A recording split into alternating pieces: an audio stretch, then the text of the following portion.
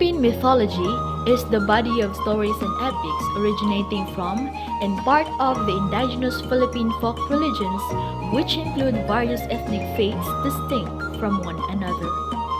Philippine mythology attempts to explain the nature of the world through the lives and actions of heroes, deities referred to as Anito or Diwata in some ethnic groups and mythological creatures.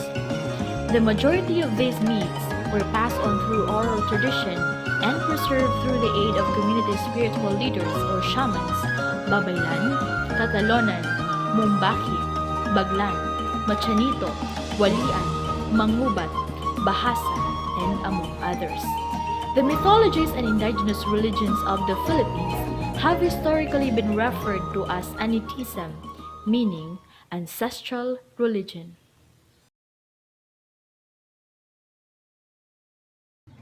Hello everyone! I am Lalaine. And I am Marnel. Hi. Oh Marnel, why are you sad? Because of this COVID-19, I wanted to go to Bicol, but this pandemic happened. Oh, I've been to Bicol, you know? Oh, really? Yes. Do you want to learn about this one-of-a-kind place? Oh, I would love to. Would you like to learn with us? That's good to hear! At the southern part of Luzon lies the beauty of Bicol.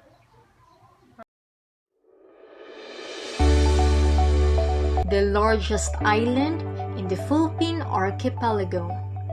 Bicol was known as Ibalong and was variously interpreted to derive from Ibaloy, or to bring to the other side. It is unknown to foreigners but popular among locals. Indeed, the Philippines' secret gem, the region of Bicol.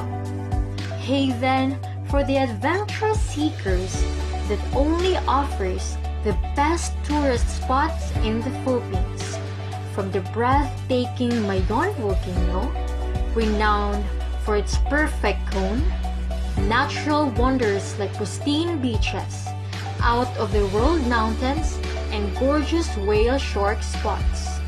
From swimming, snorkeling, and surfing, to hikes around a volcano and a tropical forest. This region is something every traveler wouldn't want to miss. A must-visit destination if you are looking to explore the Philippines off the beaten track. Bicol region, the adventure capital of the Philippines. Wow! Bicol is so incredible. Correct! They are rich with beautiful scenery. But not just that, they are also rich with mythological stories. Really? Can you share it with us? Of course, no problem. But before that, please be guided with these questions.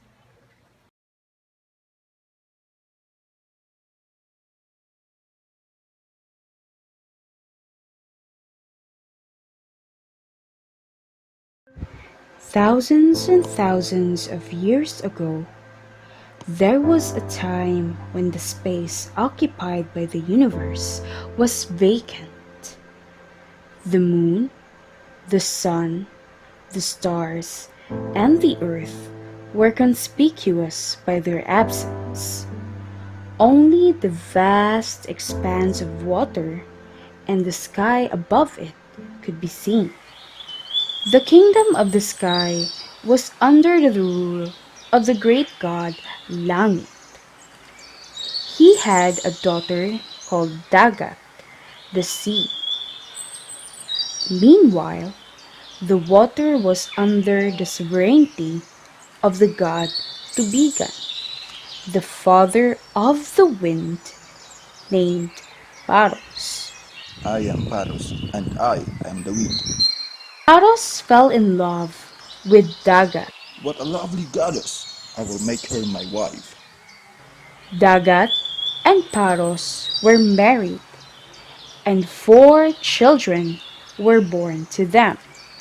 three of whom were boys called Daga, Aldao, Bulan, and one girl called Bituon. Daga, a strong man, possessed a body of rock. I am Daga, and no one can go against me. Ha ha ha. Aldao, a jolly fellow, had a body of gold. Bulan, a copper-made man, was a weakling. Thousands of years have passed. Paros died, and Dagat fell into sickness.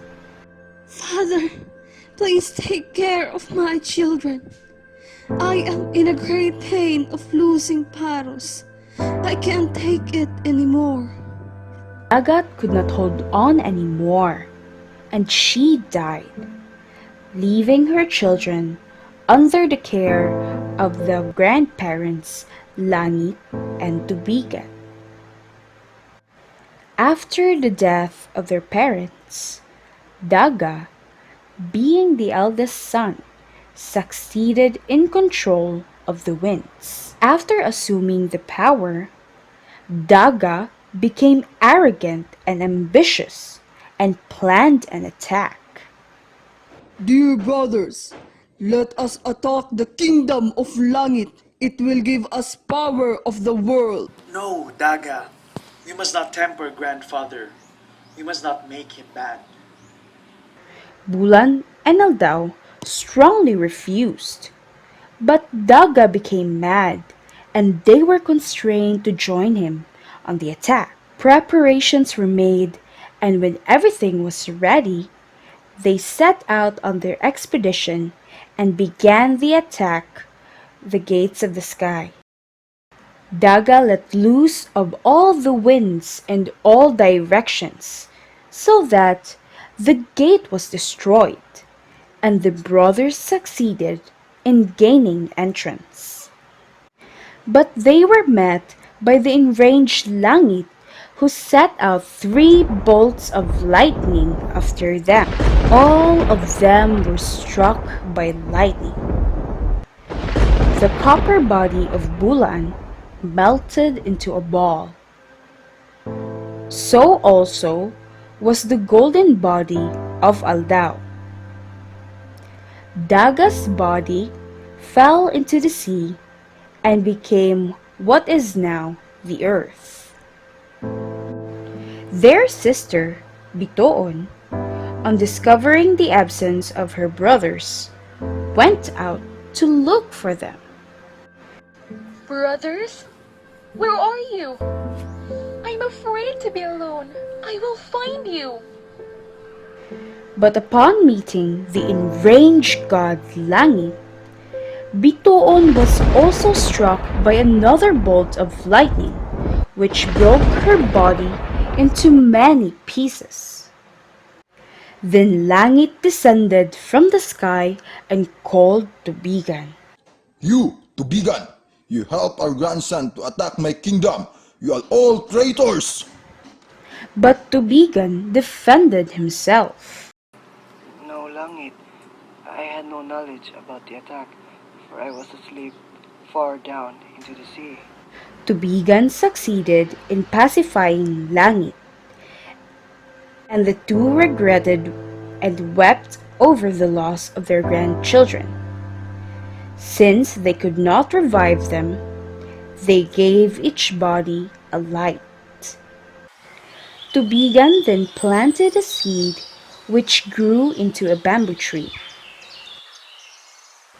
From one of its branches came a man and a woman, who became the first parents of the human race. 3 children were born to them, one called Maisog. He invented a fish trap.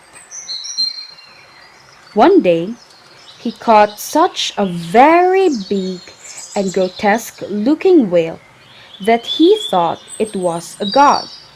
so he ordered his people to worship it. The people gathered around and began to pray. But no sooner they had begun, when gods from the sky appeared. But Maisog was not afraid and still defied the gods. Langit, the king of the sky, struck Maisog with the lightning and stunned him. Then he scattered the people over the earth as a punishment. In this way, the earth was peopled.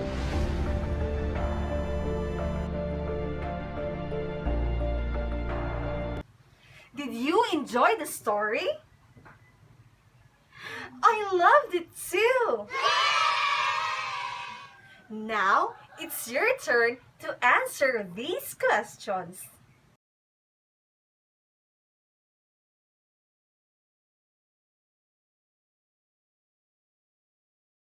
Let us all pray that this pandemic will end soon, so that all of us can visit the adventure capital of the Philippines, Bicol. That's all for today! Bye!